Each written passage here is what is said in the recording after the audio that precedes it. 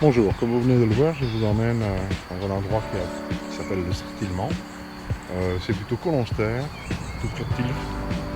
Et voilà, je vais vous emmener voir un étang. J'espère bien rencontrer de castors, comme je l'ai déjà rencontré quelques fois. J'ai rencontré aussi vraiment à côté de chez moi. Je vous montrerai peut-être cet endroit où j'habite et j'avais juste à traverser la rue. Et ce castor m'a fait vraiment un sacré cadeau en me montrant un peu son mode de vie, son alimentation, sa taille, sa façon de nager. Je le trouve extrêmement gracieux quand on le voit dans la vidéo. Allez, venez avec moi.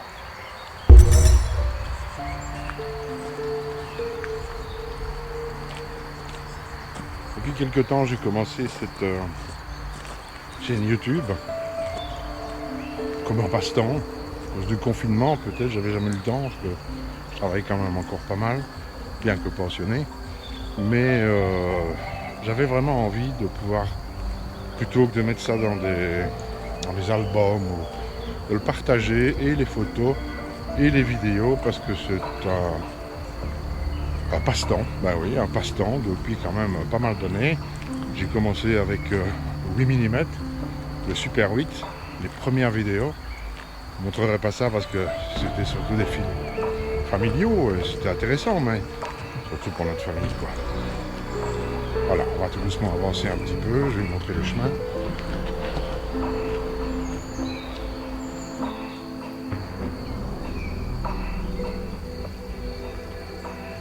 Le passe-temps de photographe nécessite souvent de se lever relativement tôt, bien qu'ici j'étais un peu fainéant. Mais bon, voilà. On va arriver dans un endroit que je n'ai pas encore beaucoup fréquenté, mais on m'a dit qu'il y avait du castor. Donc je viens voir.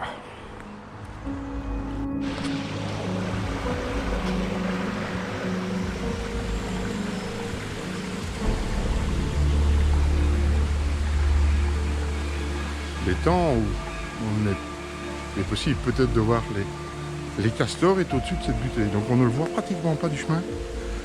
Il faut un peu escalader. Il y a eu un très gros orage cette nuit. Donc il faut que je fasse gaffe parce que ça glisse un peu. Alors voilà, vous découvrez avec moi cet espace. Je sais pas très bien où il se loge, mais on va commencer à se faire relativement discret. Et si on ne voit pas les castors, je vois qu'il y a des libellules. On pourra peut-être faire quelques gros plans de libellules ou de papillons.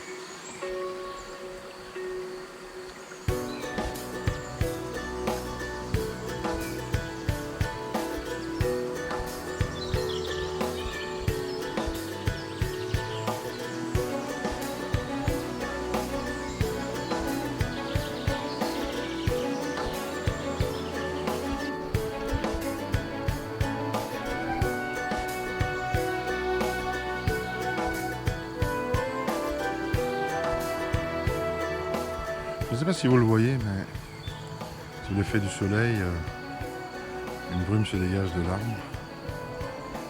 C'est assez joli, assez magique. Je vais vous montrer ça. Un arbre évidemment tombé déjà un moment sans doute parce qu'envahi par les mousses et même ces jolies plantes. Les fougères, j'arriverai sur le nom.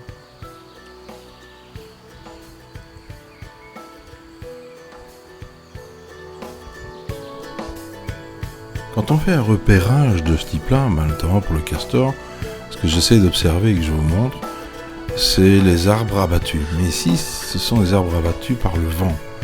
J'ai eu beau regarder, je n'ai vu aucune taille faite par le castor. Cet étang est aussi couvert de lentilles d'eau, ce qui n'est pas toujours un très bon plan pour la vie aquatique. J'ai donc choisi de vous montrer quelques photos de libellules puisque j'ai pu faire ces photos-là et quelques fleurs aussi.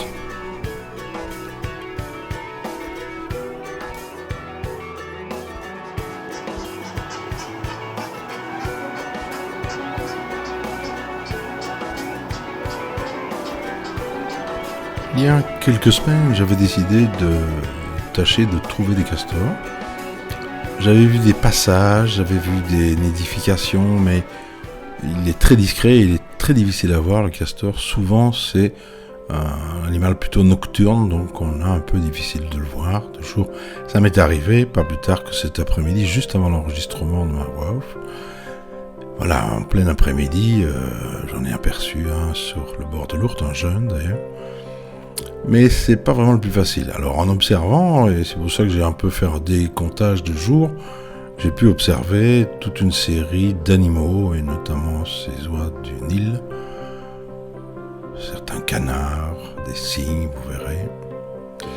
Et c'est une période, évidemment, nous sommes au printemps, ou presque à la fin du printemps, où en fait il y a déjà pas mal de familles, quand c'est pas déjà les deuxièmes nichés pour certains, et même pour les poules d'eau en face de chez moi, c'est la troisième fois qu'elles nichent. Et elles chassent très très vite les jeunes pour pouvoir recommencer des nichés. Voici une petite famille là, bien sympathique, qui est un peu chassée par une famille de canards et des foulques qui arrivent, vous allez les voir dans un instant.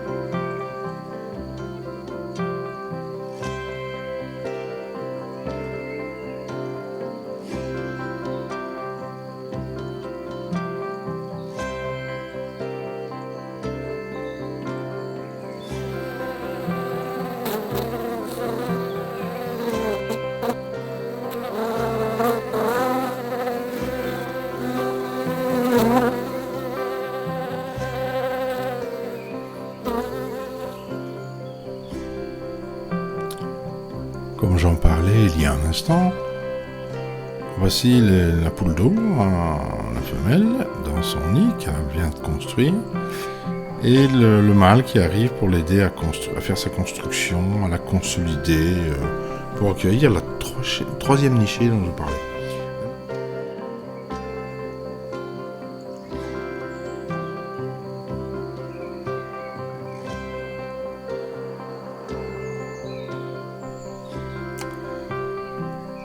Recherche du castor, jour numéro 6. Je crois qu'il y a un peu plus de jours que ça, mais c'est pas très grave. J'arrive sur un nouveau lieu, pas pour moi, parce que je suis déjà venu quelques fois, mais où j'ai déjà aperçu aussi du castor, et je vous montrerai où, par une petite flèche dans un instant. J'ai posé ma tente, vous allez le voir, et il est très tôt le matin. Toujours à la recherche des castors. Je viens sur un autre endroit. J'ai mis la tente, comme vous pouvez le voir sans doute. Mais on va voir ce que ça va donner. Dans ces coins-là, normalement, il y a un castor aussi. En tout cas, il y en avait. J'espère que je vais la rencontrer. Enfin, je suis pas du tout convaincu. On va voir. Encore une fois, on peut toujours rencontrer d'autres choses. Il faut rester l'œil ouvert, aux aguets, vigilant. Espérer. Allez, on va regarder ça, on va s'installer.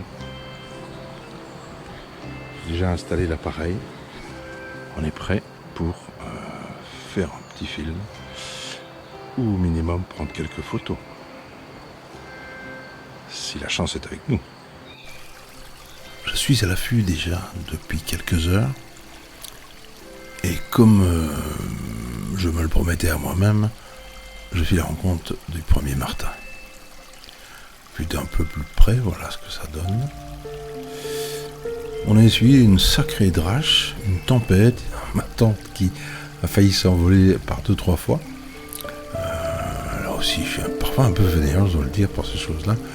J'ai pas mis les baguettes, j'ai pas mis l'arrimage de la tente, donc je pose généralement les objets contre le bord et ça me permet, mais quand il y a trop de vent, ça s'envole un peu, quoi. Voilà, pas de dégâts, rien de bien grave, juste un peu de surprise. Et un peu mouillé parce que ça tombait bien. Oui.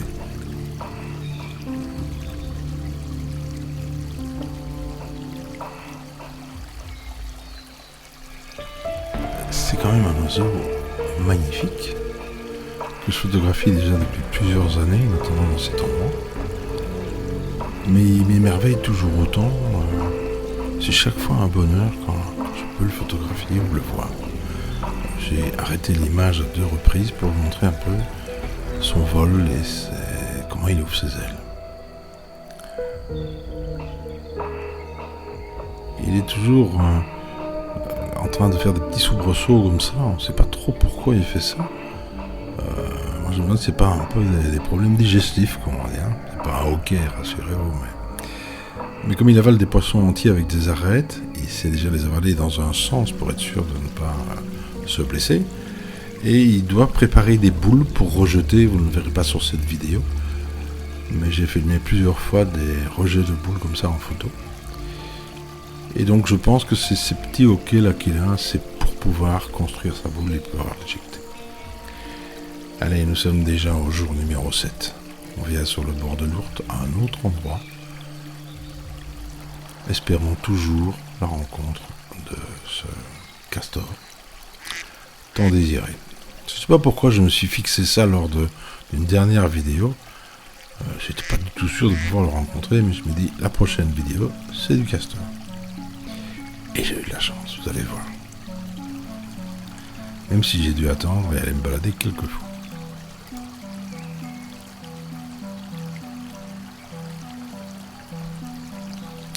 Comme vous allez le voir, on rencontre vraiment de tout dans l'Ourthe.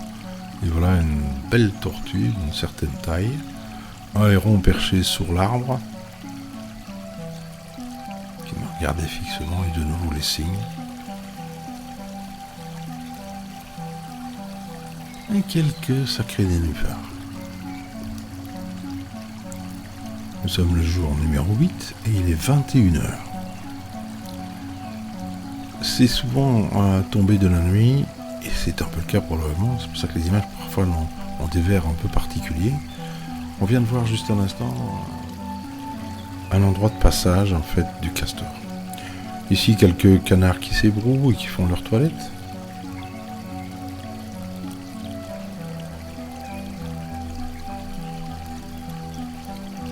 Une vue d'ensemble de l'endroit. Il commence vraiment à faire sombre, alors j'ai passé en vision nocturne avec mes jumelles spéciales. Ils vont me permettre peut-être de voir le castor éclairé en infrarouge.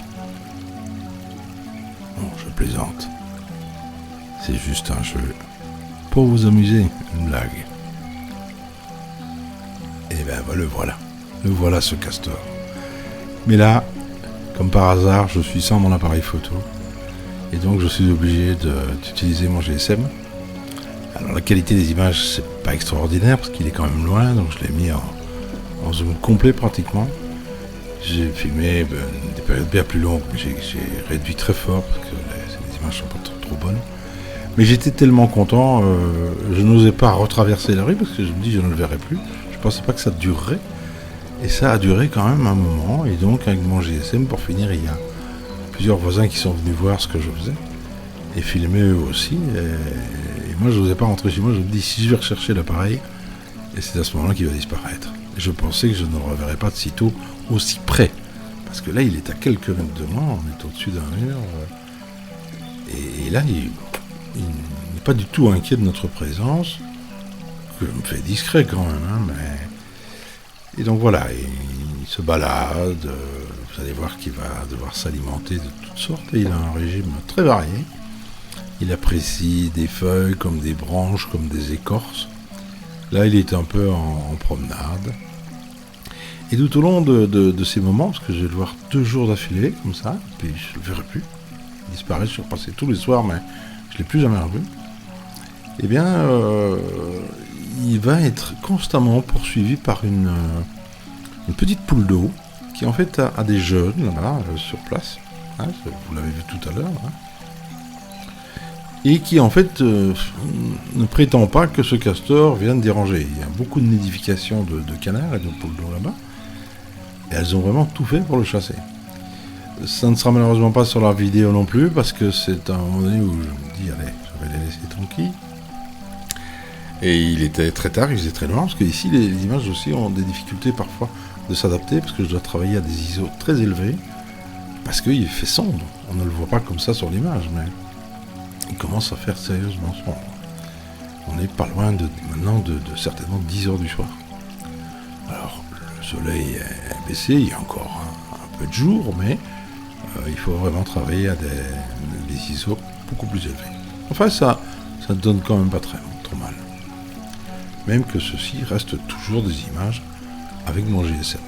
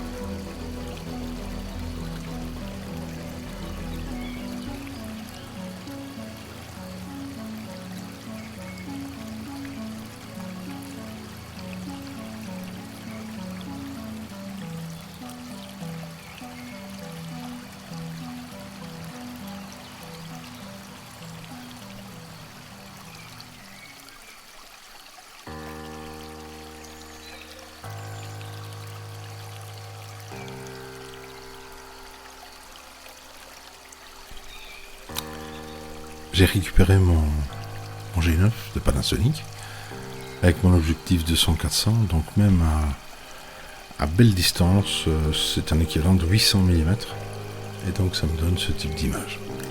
Bien que, comme je l'ai noté, il est 22 heures, donc il fait sombre. Je travaille avec des ISO aux alentours par moment de 1600, et je suis même monté à 3002 par moment. Mais c'est le problème de la nuit ou de la tombée de la nuit. On perd en qualité d'image, mais voilà, ici j'obtiens quand même, je pense, des images assez valables, même si je tremble un peu. Je voudrais vous dire aussi que tout au long de ce film, il n'y a pas une image qui a été tournée avec un pied. Tout est fait à main levée. Alors c'est un choix que j'ai fait. Maintenant, c'est pour ça qu'il y a parfois des petits mouvements ou des petits tremblements. Il y en a que je ne comprends pas, c'est le GSM qui fait ça dans les images précédentes, mais ici tout est à main levée. Avec un téléobjectif d'un équivalent de 800, il faut sacrément être équilibré. Sinon vous obtenez des images qui vont bouger énormément. Mais l'appareil est relativement bien stabilisé, et l'objectif aussi. Et je trouve que le résultat, pour ceux qui sont amateurs de la photographie, c'est la raison pour laquelle j'ai fait poser mon choix sur des appareils Panasonic. Parce que d'abord ils sont vraiment doués pour la vidéo, première chose, et ils sont stabilisés, et les appareils et les objectifs. Plus de ça, ils sont très bien tropicalisés. Parce que bon, c'est pas la première fois que je dois les filmer dans des conditions ou photographier où il pleut, et certains appareils ne sont pas bien tropicalisés. On appelle ça tropicalisé, c'est-à-dire qu'ils ont une certaine résistance à la pluie, à l'eau, au froid, etc. Ils sont aussi plus solides et ils prennent moins les poussières sur le capteur. Je suis assez content du résultat. Enfin, je vous laisse profiter des images.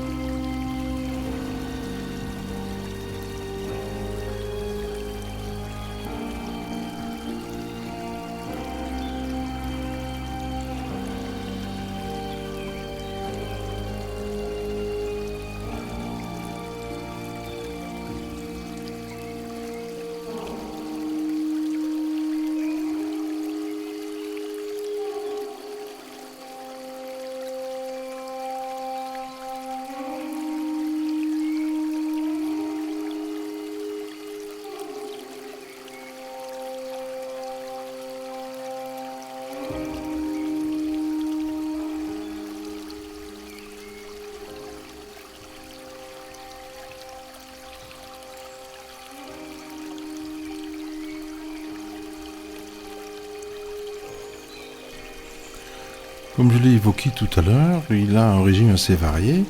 Là, il vient de se prendre une branche de saule. Il mange parfois des racines de roseau, vraiment la partie blanche, un peu comme un poro, là où il mangerait que le blanc, ces roseaux qu'on voit à côté de lui. Il va manger de l'érable, des herbes, des plantes dont je connais même pas le nom, des fleurs. Enfin, je l'ai vu manger et vous le verrez sur le film. C'est pour ça que j'ai laissé des séquences. Le film est assez long, puisqu'il va passer une demi-heure. Je voulais faire une version courte, et puis je crois que j'étais tellement heureux de l'avoir filmé dans toutes ces conditions que je me suis dit, bon, je vais faire la version longue. Si vous ne la voulez pas, vous pouvez venir à la fin de la vidéo. Je vous rappelle, et ça me permet de vous rappeler, abonnez-vous. Si vous voulez recevoir automatiquement les nouvelles vidéos, qu'elles vous intéressent ou pas, ma fille est aussi sur la chaîne YouTube Photo Pastime, puisque son passe-temps c'est les fleurs, en fait c'est même son métier, mais elle a plus ce métier-là. Eh bien, c'est l'occasion d'être au courant, d'être tenu au courant des nouvelles vidéos. Voici quelques poules d'eau, et les jeunes, ce que j'évoquais tout à l'heure, pour finir, elle chassait un peu le castor, parce que regardez, si je l'ai filmé comme ça, c'est parce qu'ils sont vraiment très près du castor, et vous constatez la taille, la différence de taille, c'est énorme.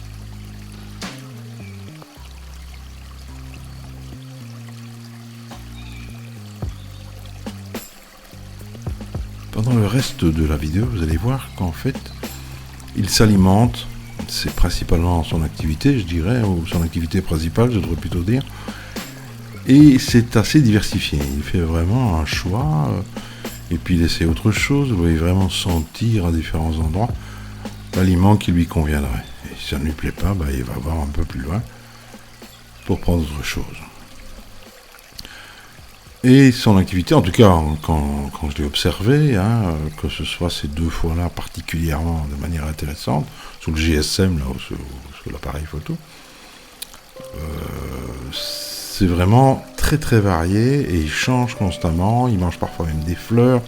Je n'ai pas pu tout filmer, mais je suis sûr que c'est vraiment très très varié. Maintenant, comme disait une voisine, ce n'est que de la verdure, donc il doit en manger pas mal. C'est comme si nous mangions que de la salade. Eh bien, c'est vrai que ça va. Maintenant, lui, c'est un herbivore, nous ne le sommes pas.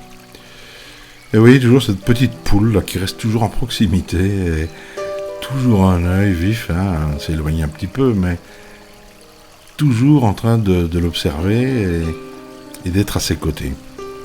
J'ai d'ailleurs failli intituler cette vidéo, si j'avais fait la version courte, je crois que j'aurais montré ce couple, entre guillemets, un peu à Jean de La Fontaine, ce serait le castor et la poule d'eau, et je voulais raconter une histoire là-dessus. Et puis bon, il y avait tellement d'autres images que j'ai fait le choix de vous montrer l'ensemble. Alors, vous regardez une vidéo, je comprends bien que ce n'est pas la même chose que quand on est face à l'animal. J'ai de véritables draches d'adrénaline comme ça, tellement je suis enthousiaste et amusé par cette nature, toujours proche de chez nous, et comme je vous le rappelle, ceci a été filmé à quelques mètres de ma porte d'entrée, puisque j'habite près d'un petit biais comme ça. Et dans ce biais, il y a une vie extraordinaire entre les canards, les cygnes, les castors, les poules d'eau, les grèbes huppées, etc., etc. C'est magique d'avoir juste un petit cours d'eau comme ça. Et ce qui était surtout magique, c'est que j'ai été le chercher un peu partout. Et c'est près de chez moi que je l'ai trouvé. Voilà, et donc je disais, regarder une vidéo, c'est pas la même chose que de le voir en vrai, je dirais. Mais j'espère que ça vous profitez quand même un peu du plaisir que j'ai pris à filmer ce magnifique animal. Et avec toute cette grâce qu'il a, vous allez le voir dans quelques instants, quand il plonge avec sa branche d'érable et qu'il replonge une deuxième fois. Je trouve ça vraiment, comme je le disais au début de la vidéo, extrêmement gracieux. Et je voulais vous faire profiter de cela. Prenez encore, je l'espère, du plaisir en regardant cette vidéo. C'est tout ce que je vous souhaite. Je vais tâcher quand même, et ce sera pour les tutos suivants que je ferai, c'est plus des tutos sur le logiciel pour faire ces montages. Je vais tâcher de chapitrer en fait cette vidéo, car YouTube nous le permet maintenant. Il faut que je trouve comment on fait. Comme ça, vous pourrez regarder, si vous voulez le chapitre, c'est bon, sur les canards ou uniquement sur le castor. C'est ce que va donner la possibilité de cette fonction YouTube, c'est de pouvoir chapitrer comme ça la vidéo. Regardez ça. Son plongeon et puis son deuxième plongeon. Voilà, je trouvais ça tellement beau. J'ai choisi un peu la musique en fonction d'ailleurs. Voilà, encore des plaisirs.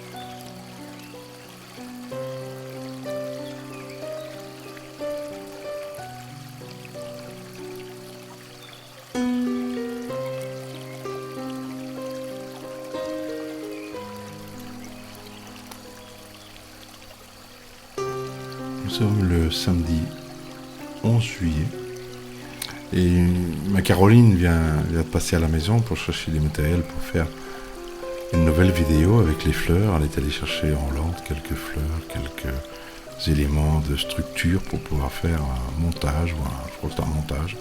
Elle a dû cueillir quelques fleurs aussi dans le jardin. Elle me posait la question, parce qu'en fait ensemble on se réjouissait. Une de ces vidéos, la dernière, je pense, a été vue déjà 900 fois. Et évidemment, ça l'étonne, ça l'interpelle. Elle dit, est-ce qu'on peut, comme ça, remercier les gens? Est-ce que ça se fait?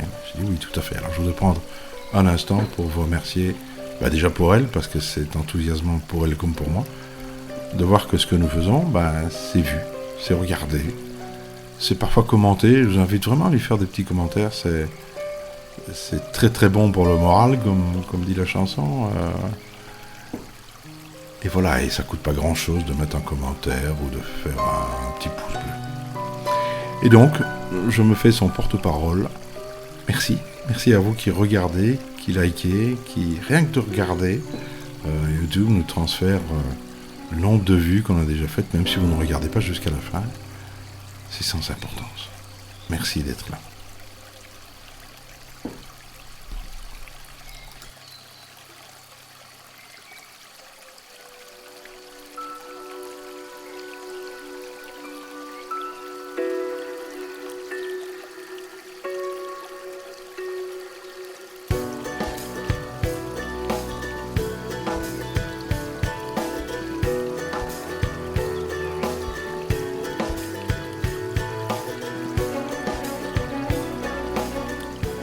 La vidéo arrive à sa fin et si cela vous a plu, n'oubliez pas de nous laisser un petit pouce bleu ou un commentaire ou poser une question. Je rappelle que si vous avez des passe-temps, je suis prêt à venir filmer et interviewer les personnes qui ont un passe-temps, quel qu'il soit. Vous participeriez ainsi à l'évolution, au grandissement de cette chaîne YouTube. Merci d'avance.